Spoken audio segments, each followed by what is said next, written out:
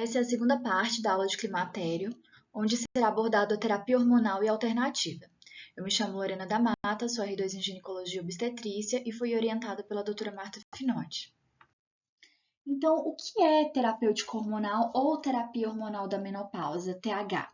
Bom, esse é um termo usado para descrever a terapia isolada com estrogênios, a terapia combinada de estrogênios e progestagênios, a terapia combinada de estrogênios mais basadoxifeno ou o uso de tibolona em mulheres durante o período de peri e pós-menopausa. E quais são as indicações para o uso da terapia hormonal? São 4 indicações: a presença de sintomas vasomotores, a síndrome geniturinária da menopausa, prevenção da perda de massa óssea e menopausa precoce. Nós vamos falar especificamente sobre cada indicação. Os sintomas vasomotores, também conhecidos como ondas de calor ou fogachos, são os sintomas mais comuns da peri e pós-menopausa, e eles afetam cerca de 60 a 80% das mulheres. Dependendo da intensidade desses sintomas, a mulher pode ter uma piora importante da qualidade de vida. Então, para mulheres com sintomas vasomotores moderados a severos, a terapia hormonal ela deve ser considerada, porque é o tratamento mais efetivo para aliviar os sintomas vasomotores. A síndrome geniturinária descreve os sinais e sintomas resultantes do efeito da deficiência de estrogênio no trato geniturinário feminino, incluindo vulva, vagina, uretra e bexiga. Os sintomas referentes à síndrome geniturinária podem ser divididos em 3 categorias, como representadas no slide. Os sintomas genitais, como ressecamento vulvaginal, prurito, ardor, irritação. Os sintomas sexuais, como diminuição da lubrificação, desconforto, dor, dispareunia, disfunção sexual. E os sintomas urinários, como disúria, urgência miccional, infecção do trato urinário recorrente. A terapia hormonal também é eficaz na prevenção da perda de massa óssea associada à menopausa e diminui a incidência de todas as fraturas relacionadas à osteoporose. É importante lembrar que após a interrupção da terapia hormonal, aquele efeito protetor sobre a densidade mineral óssea vai declinar rapidamente. A insuficiência ovariana prematura é a 4ª indicação para a terapia hormonal. E mulheres que apresentam a menopausa em idade precoce, ou seja, antes dos 40 anos, elas estão sujeitas a maior ocorrência de eventos adversos. Entre esses eventos, nós temos o aumento da incidência e da persistência dos sintomas vasomotores, uma maior perda óssea, atrofia vulvovaginal, distúrbios do humor, o maior risco de doenças cardiovasculares, de demência, de acidente vascular cerebral, de Parkinson e aumento da mortalidade em geral. Os dados observacionais, eles sugerem que a terapia hormonal usada até a idade em que a menopausa ocorreria normalmente apresenta mais benefícios do que riscos. A dose de estrogênio, geralmente necessária para alívio dos sintomas e manutenção da massa óssea nessas mulheres, é maior do que a necessária para o tratamento de mulheres com menopausa na idade normal. Nós sabemos que a terapia hormonal tem inúmeros outros benefícios. Embora esses benefícios sejam conhecidos, eles não são considerados suficientes para indicar o uso da terapia hormonal na ausência das indicações consagradas, que foram aquelas indicações que eu falei anteriormente. Então, entre esses benefícios, nós temos a melhora da satisfação sexual, porque mulheres que fazem terapia de reposição hormonal, elas tendem a melhorar a lubrificação vaginal, a melhorar a vascularização e a sensibilidade na região, com melhora também da dispareunia e da satisfação sexual. Outro benefício é a redução do risco cardiovascular, de doença de Alzheimer e da mortalidade em geral. Quando essa terapia ela é iniciada dentro da janela de oportunidade, ou seja, até 10 anos após a menopausa ou antes dos 60 anos, ela também ajuda na diminuição do risco de diabetes tipo 2, pela diminuição da resistência à insulina. Nós vamos observar uma melhora do humor e dos distúrbios do sono, melhora das dores articulares e musculares, vai ter um efeito na composição corporal, com diminuição da gordura abdominal e da gordura corporal como um todo. Vai haver uma modificação no perfil lipídico, com diminuição do colesterol total, diminuição do LDL, aumento do HDL, e também é observado uma diminuição de câncer coloretal no caso da terapia hormonal combinada. Como é feita a escolha do tratamento? Essa escolha é uma escolha individualizada, onde nós devemos considerar a fase em que a mulher está, os sintomas que ela queixa, o estado de saúde geral e, claro, a preferência pessoal da mulher. Tudo isso com o objetivo de prescrever a menor dose efetiva pelo tempo necessário enquanto os benefícios superarem os riscos. A terapia hormonal em mulheres com hipoestrogenismo, ela deve ser feita com emprego de formulações contendo estrogênio. Então, entre os regimes de terapia hormonal, nós temos aquele regime onde nós prescrevemos o estrogênio isolado e ele é indicado para mulheres esterectomizadas, ou nós podemos adicionar um progestagênio para aquelas mulheres que possuem útero. O objetivo da adição desse progestagênio é a proteção endometrial. Então, o progestagênio ele vai contrabalancear aquela ação proliferativa que o estrogênio causa no endométrio e vai diminuir o risco de uma hiperplasia ou de um câncer endometrial. Nós temos os esquemas com monoterapia e a terapia combinada. Na monoterapia, nós podemos usar, por exemplo, um progestagênio cíclico, ou um progestagênio contínuo, ou um estrogênio contínuo, ou ativolona contínua. Entre os esquemas de terapia hormonal combinada, nós temos aquele com estrogênio e progestagênio cíclico com intervalo livre. Então, aqui nós temos representado na imagem um intervalo livre aqui de hormônio com estrógeno e progestagênio cíclico. Podemos também prescrever estrogênio e progestagênio cíclico sem intervalo livre, onde se usa o estrogênio contínuo e o progestagênio cíclico.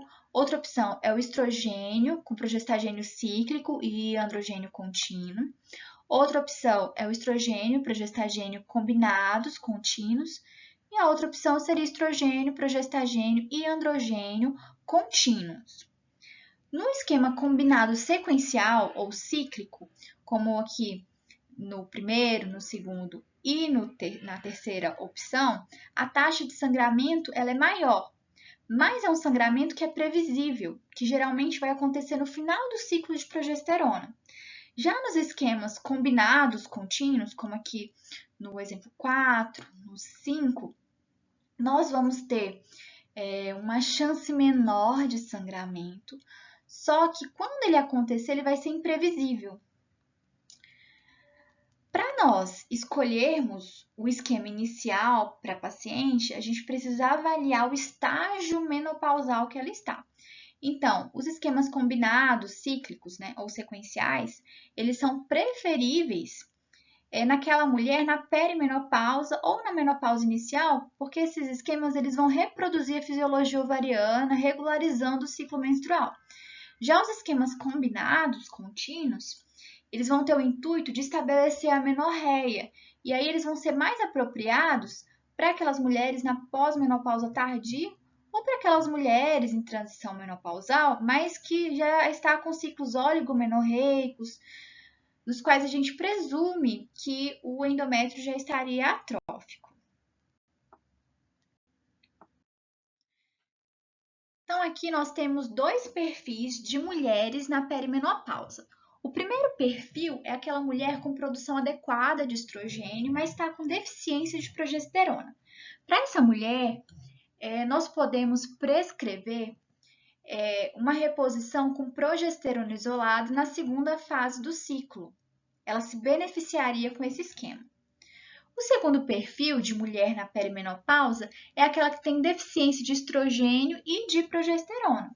Então, essas mulheres elas se beneficiam dos esquemas combinados, sejam sequenciais ou contínuos. Existem algumas vias de administração da terapia hormonal. Entre elas, nós temos a via oral, a via transdérmica, a via intrauterina, a via vaginal. E aqui nesse slide eu trouxe uma tabela falando de algumas vantagens e algumas desvantagens da terapia hormonal por via oral, que é uma via que apresenta um custo mais acessível, mas vai proporcionar uma maior circulação de estrogênio menos potente, que é a estrona, pelo efeito da primeira passagem hepática, necessitando assim de doses maiores. A via oral também, ela vai reduzir o colesterol total, reduzir o LDL e aumentar o HDL. Entretanto, vai tender a aumentar os níveis de triglicerídeo. Na via oral também nós vamos ter um aumento da SHBG, um aumento da CBG e da TBG, reduzindo as frações livres de esteroides, de cortisol e de tiroxina. Já a via transdérmica, ela vai evitar o metabolismo de primeira passagem hepática e vai promover uma melhor absorção hormonal. Então, nós podemos usar doses menores para se obter o mesmo resultado quando a gente compara com o equivalente por via oral. Essa via de administração também reduz o colesterol total, o LDL, e tem um efeito neutro ou leve na redução dos triglicerídeos. Ela tem um custo mais elevado, não temos tantas opções disponíveis no mercado e para muitas pacientes ela pode ser uma via inconveniente, pode causar irritação cutânea e algumas reações alérgicas. A via vaginal ela pode ser usada isoladamente ou associada à terapia hormonal sistêmica sempre que houver uma sintomatologia importante de atrofia genital. Os progestagênios eles podem ser administrados por via oral, vaginal ou intrauterina. Essa é uma tabela onde nós temos os estrogênios empregados na terapia hormonal que estão disponíveis. Na terapia hormonal sistêmica, o estrogênio que nós mais utilizamos é o estradiol, E2, e ele pode vir na forma 17-beta-estradiol micronizado ou valerato estradiol. Então, aqui nós temos a formulação oral, né, a via de administração oral, com 1 mg de 17-beta-estradiol micronizado por dia. Nós temos o estradiol em forma de adesivo ou de gel, na via transdérmica e percutânea. Nós temos o valerato de estradiol por via oral, estrogênios conjugados, que só se apresentam na via oral, o estriol, que pode ser usado por via oral ou vaginal, e o promestrieno, que pode vir em forma de creme ou cápsula, utilizado por via vaginal. Nessa tabela, nós temos os progestagênios empregados e disponíveis na terapia hormonal, como acetato de nomegestrol, o acetato de norexisterona, a didrogesterona, drospirinona, gestodeno, levornogestrel, que vem na via de administração oral e o sistema intrauterino, a progesterona micronizada,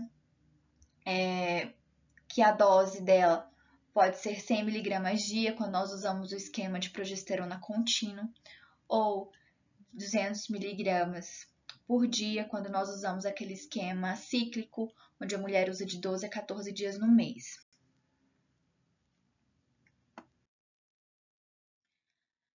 Bom, a tibolona, ela é considerada uma forma de terapia hormonal, só que tem características próprias. Ela é um esteroide sintético derivado da 19-nortestosterona e tem propriedades progestagênicas, propriedades androgênicas e estrogênicas. Ela é empregada no alívio dos sintomas climatéricos, da atrofia vulvaginal, na prevenção de perda de massa óssea e de fraturas osteoporóticas. Em mulheres na pós-menopausa, a tibolona ela vai apresentar efeitos positivos sobre a sexualidade, sobre o bem-estar físico e sobre o humor. Bom, a dose empregada é de 2,5 mg por dia. Falando da terapia androgênica, o uso dessa terapia vai se basear principalmente nas queixas relacionadas à função sexual. E essas queixas podem se apresentar clinicamente de diferentes formas, como falta do desejo sexual, falta de prazer durante a relação, dificuldade para atingir o orgasmo. E o diagnóstico diferencial dessas queixas relacionadas à disfunção sexual na menopausa, ele deve ser avaliado e relacionado a outras possíveis causas, como estados depressivos, ansiosos, estresse, problemas mesmo no relacionamento e uso de medicações. Até o momento, nós sabemos que não existe nenhum critério bioquímico que é confiável para caracterizar essa deficiência androgênica em mulheres. Por isso, não é recomendado que o diagnóstico dessa deficiência androgênica seja feito baseado nas concentrações de androgênios, como, por exemplo, testosterona total e testosterona livre, porque não tem correlação clínica com as possíveis queixas sexuais. Também não é recomendado o uso da testosterona nas mulheres que não estiverem estrogenizadas. A terapia androgênica ela deve ser preferencialmente feita por via transdérmica, com a finalidade de evitar a primeira passagem de metabolismo hepático e suas consequências, e na menor dose suficiente para uma resposta clínica adequada. O uso da testosterona 300 microgramas de liberação diária por via transdérmica sobre essa forma de adesivo foi o que trouxe melhores resultados com menos efeitos colaterais. Só que no Brasil nós não temos apresentação da testosterona ou de androgênios para utilização específica em mulheres. E não é recomendado prescrevermos as testosteronas destinadas aos homens. Então, no nosso serviço, o que nós fazemos é usar a testosterona manipulada, que tem essa forma aqui de testosterona base, 2,5 a 5 miligramas por grama de gel base hormonal por dia. A manutenção ou não da terapia, ela deve ser condicionada à melhora dos sintomas. Esse é um fluxograma para a escolha de terapia hormonal retirado do manual do nosso departamento. Então, após a avaliação da paciente e constatada a indicação de terapêutica hormonal, nós vamos avaliar se a paciente ela possui útero ou não, se ela fez esterectomia por algum motivo ou não. Se ela é uma paciente esterectomizada, nós temos duas opções. Nós vamos prescrever o estrogênio contínuo ou a tibolona contínua. E aí o estrogênio ele pode ser na forma oral, de comprimido, adesivo ou gel. Entretanto, se a paciente for uma paciente com útero, nós temos dois perfis. Aquela paciente na perimenopausa ou na menopausa precoce e aquela paciente na menopausa mais tardia. Se ela estiver na perimenopausa ou a menos de 2 anos da menopausa, nós podemos prescrever o estrogênio e a progesterona cíclica, ou sequencial, oral, ou a tibolona, só que a tibolona, nesse período, ela tem uma desvantagem de ter maior risco de sangramento irregular, quando ela é prescrita antes de 1 a 2 anos após a menopausa. Mas é uma opção. Outra opção é o estrogênio contínuo. Aí pode ser oral, adesivo ou gel, só que devemos associar a uma progesterona. E aí nós temos 3 opções. Nós podemos usar a progesterona oral por 12 a 14 dias no mês.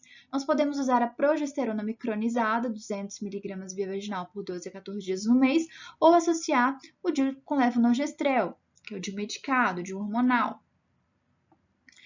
Já se a paciente está na menopausa mais tardia, mais de 1, 2 anos, nós podemos usar o estrogênio e a progesterona contínuos por via oral, ou a tibolona, ou o estrogênio contínuo associado a alguma progesterona. E aí a progesterona pode ser contínua por via oral, ou a progesterona micronizada, 100 mg contínua por via vaginal. É importante aqui destacar que quando a progesterona ela é usada contínua, nós usamos na dose de 100 mg. E quando ela é usada de 12 a 14 dias no mês, nós usamos na dose de 200 mg.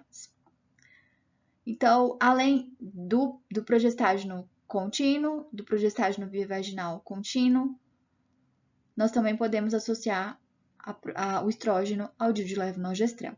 Outra opção aqui seria o estrogênio equino conjugado com basedoxifeno, que é uma medicação que eu vou falar mais adiante.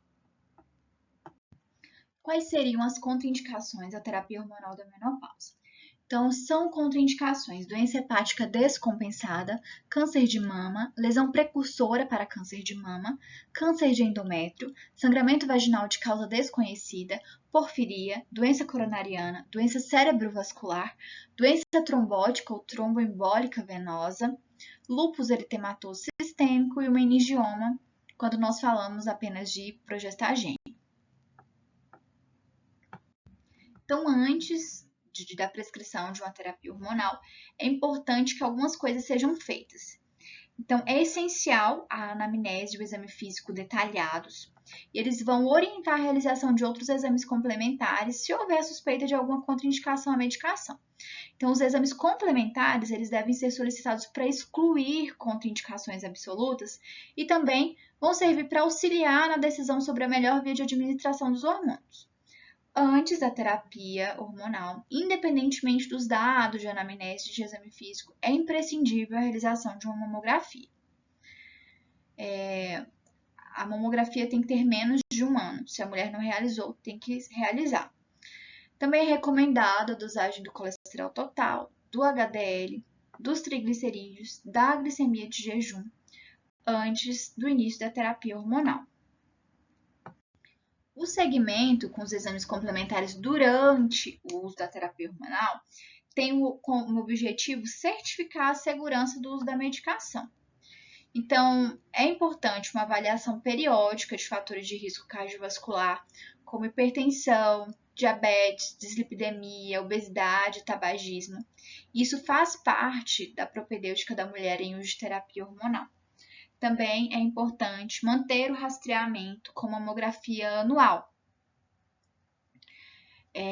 No caso do diabetes, o rastreamento é recomendado a partir de 45 anos a cada 3 anos, solicitando a glicemia de jejum e hemoglobina glicada. Já com relação ao rastreamento da dislipidemia, o intervalo para a realização do rastreamento ainda é incerto. E aí nós devemos levar em conta o risco cardiovascular da paciente. E, quando necessário, solicitar o HDL, os triglicerídeos e o LDL.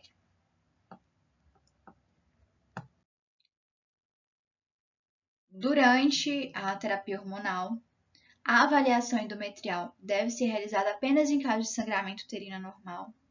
Nas mulheres com alto risco para câncer de endométrio e usuários de terapia hormonal com estrogênio tópico isolado para o tratamento da síndrome gênito-urinária da menopausa, a realização da ultrassonografia transvaginal anual também pode ser considerada. E o que não é necessário realizar? Não é necessário realizar a ultrassonografia transvaginal antes do início da terapia hormonal em mulheres assintomáticas. Não é necessário ultrassonografia mamária como método de rastreamento para usuários de terapia hormonal. Não é necessário ultrassonografia transvaginal periódica em mulheres assintomáticas usuárias de terapia hormonal para rastreamento de câncer de ovário e de endométrio. Bom, os efeitos da administração do estrogênio sobre o aparelho cardiovascular vai depender muito da fase de vida da mulher e da via de administração da medicação. Naquelas mulheres jovens com pouco tempo desde a menopausa, os receptores de estrogênio, eles vão mediar alguns efeitos benéficos, como vasodilatação, menor reação inflamatória e também, possivelmente, uma menor progressão da aterosclerose. Só que naquelas mulheres mais velhas, com aterosclerose já estabelecida, a administração do estrogênio pode provocar uma desestabilização da placa de ateroma que já estava formada e um aumento dos eventos cardiovasculares e de acidente vascular cerebral. A via de administração da medicação também influencia diretamente nos efeitos do estrogênio sobre o aparelho cardiovascular. A primeira passagem hepática de hormônios administrados por via oral pode ocasionar uma série de efeitos que podem elevar o risco tromboembólico. Então, a identificação dessas mulheres com um risco cardiovascular mais alto, com placas de ateromatose já formadas, é muito importante para definir a possibilidade ou não do início da terapia hormonal, além da via de administração mais adequada. Então, é prudente investigar as comorbidades que estão associadas à formação de placas de ateromatose, como o tabagismo, diabetes, a dislipidemia e uma hipertensão arterial descontrolada. E existem algumas ferramentas também que podem nos auxiliar a quantificar a influência dessas comorbidades e avaliar de uma forma mais objetiva o risco cardiovascular. Uma dessas ferramentas é essa avaliação aqui do risco cardiovascular desenvolvido pelo Colégio Americano de Cardiologia, que nós encontramos facilmente na internet. Para calcular esse risco, nós vamos precisar de algumas informações, como a pressão arterial do paciente, se ela é tabagista ou não, se ela é diabética ou não, além de alguns valores, como colesterol total, HDL e LDL. Bom, depois que nós estimamos o risco cardiovascular da paciente, nós vamos avaliar, então, se ela pode ou não receber terapia hormonal e qual é a melhor via. Mulheres com um risco cardiovascular menor que 10% de 10 anos, elas podem receber a terapia hormonal. Entretanto, aquelas com risco entre 5% e 10%, elas teriam maior benefício com terapia hormonal administrada por via transdérmica. Já para aquelas mulheres com risco cardiovascular maior que 10%, ou seja, com a maior probabilidade de placas de ateromatose já formadas, seria mais prudente utilizar as terapias alternativas para o tratamento desses sintomas no climatério. Aquelas mulheres com níveis de triglicerídeos acima de 400 mg por decilitro, a via de administração transdérmica é a mais indicada.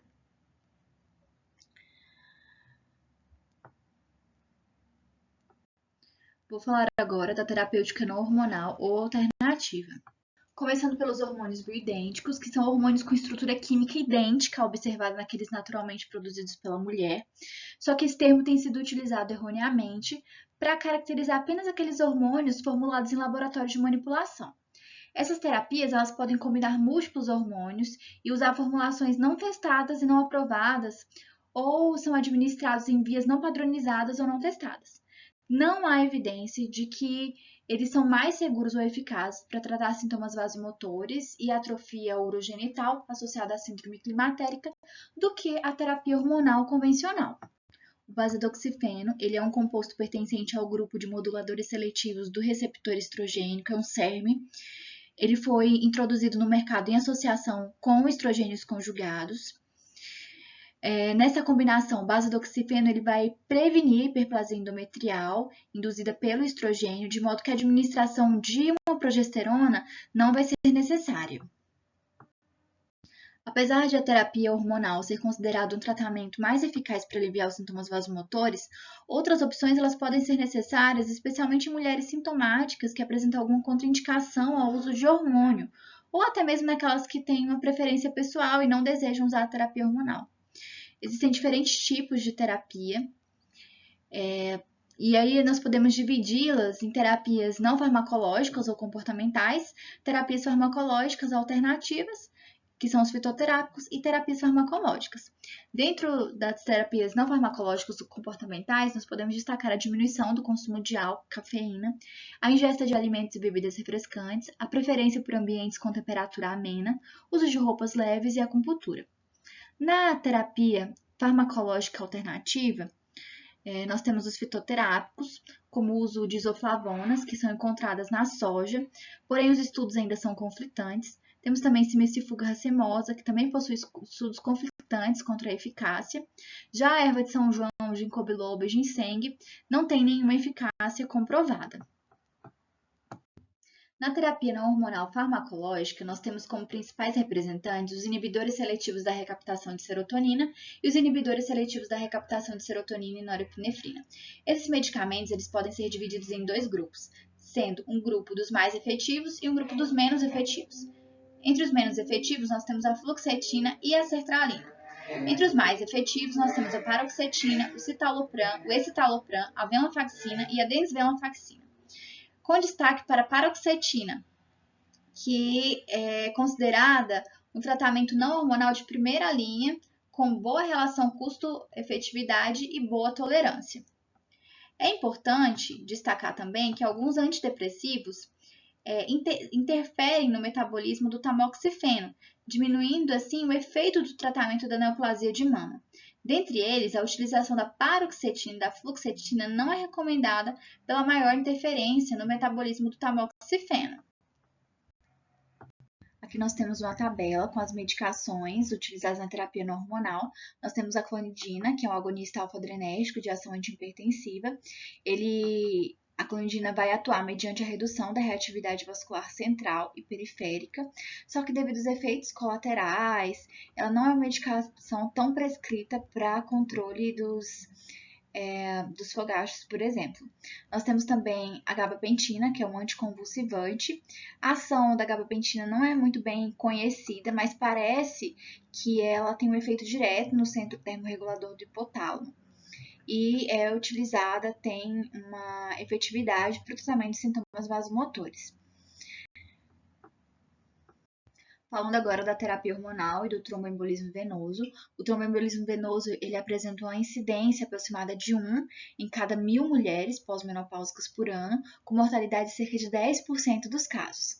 A associação é representada no estudo WHI com a terapia hormonal. É pequena, mas é clinicamente relevante. com aumento de 18 casos a cada 10 mil mulheres por ano em uso de estrógeno e progesterona, e com um acréscimo de 7 casos a cada 10 mil mulheres ano que usaram apenas estrogênio. As evidências ainda são pouco consistentes para diferenciar o maior risco de tromboembolismo venoso entre as formulações orais com estrogênio exclusivo ou com estrogênio e progestagênio. O tipo de progestagênio parece influenciar no risco de tromboembolismo venoso, e regimes como progesterona micronizada ou dihidrogesterona, eles podem apresentar menor risco do que outros progestagênios. A terapia hormonal com estradiol transdérmico não tem sido associada a riscos de eventos tromboembólicos, e doses baixas de estrogênio vaginal parecem não aumentar o risco de tromboembolismo venoso. A tibolona não demonstrou elevação no risco de tromboembolismo venoso. O risco de câncer de mama associado ao uso de terapia hormonal é pequeno, com a incidência anual de menos de 1 caso por 1.000 mulheres. Então, dados existentes não permitem afirmar sobre a diferença quanto ao risco conforme o tipo, dose e vias de administração. A terapia hormonal estrogênica isolada ou combinada não é recomendada para as mulheres com antecedentes pessoais de câncer de mama pela falta de evidência de segurança. O efeito da tibolona no risco de câncer de mama permanece inconclusivo. A tibolona também está contraindicada para mulheres com antecedentes pessoais de câncer de mama. Falando agora da terapia hormonal e outros cânceres. Com relação ao câncer de endométrio, a terapia estrogênica isolada aumenta o risco. A terapia hormonal combinada contínua diminui o risco. A terapia combinada sequencial não aumenta esse risco e não está claro o efeito da tibolona. Quanto ao câncer de ovário, o risco é pequeno, com incidência de 2 casos extras em 10 mil usuárias acima de 5 anos para os subtipos histológicos seroso e endometrioide. O uso pós-tratamento de câncer de ovário não é contraindicado. Quanto ao câncer de colo de útero, a terapia hormonal não tem impacto sobre a incidência de câncer de colo de útero uterino do tipo escamoso. A terapia hormonal pode ser empregada em mulheres tratadas de câncer de colo uterino escamoso. Câncer colo-retal, a terapia hormonal combinada tem efeito protetor na incidência do câncer de colo retal. Antecedentes de câncer colo-retal não constitui contraindicação à terapia hormonal. Vamos falar agora a respeito do artigo. O artigo tem como título Fatores de risco cardiovascular na insuficiência ovariana prematura em uso de terapia hormonal. Foi um artigo publicado na Revista Brasileira de Ginecologia e Obstetrícia no ano de 2023. A insuficiência ovariana prematura é caracterizada pelo hipoestrogenismo precoce. Risco aumentado de doença cardiovascular é uma consequência a longo prazo da insuficiência ovariana prematura, e um desafio da terapia hormonal é reduzir o risco cardiovascular. Esse artigo foi baseado em um estudo transversal com análise do perfil lipídico, glicemia e pressão arterial em mulheres com insuficiência ovariana prematura em uso de terapia hormonal, comparadas com as mulheres pareadas por idade e IMC com função ovariana normal, que foram os controles.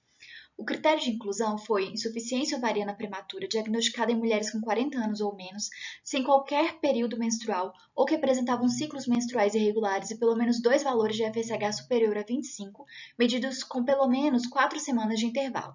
As mulheres deveriam estar em uso adequado de terapia hormonal há pelo menos 6 meses para serem incluídas. As mulheres do grupo controle deveriam apresentar ciclos menstruais espontâneos e regulares, história negativa do uso de hormônios, ou pelo menos nos últimos 6 meses, e níveis séricos de FSH dentro da normalidade. Foram incluídas 102 pacientes com insuficiência ovariana prematura em uso de terapia hormonal e 102 controles. Os resultados foram que não houve diferença entre os grupos na pressão arterial sistólica e diastólica, glicemia, colesterol total, LDL, VLDL e triglicerídeos. Os níveis de HDL foram significativamente maiores no grupo de insuficiência ovariana prematura. A hipertensão arterial foi a doença crônica mais prevalente, seguida da dislipidemia. Como conclusão, nós temos que mulheres com insuficiência ovariana prematura em uso da terapia hormonal apresentam níveis pressóricos, perfil lipídico, glicêmico, prevalência de hipertensão arterial e dislipidemia semelhantes às mulheres com a mesma idade e IMC com função gonadal preservada, além de apresentarem melhores níveis de HDL. Essas foram as referências utilizadas. Muito obrigada.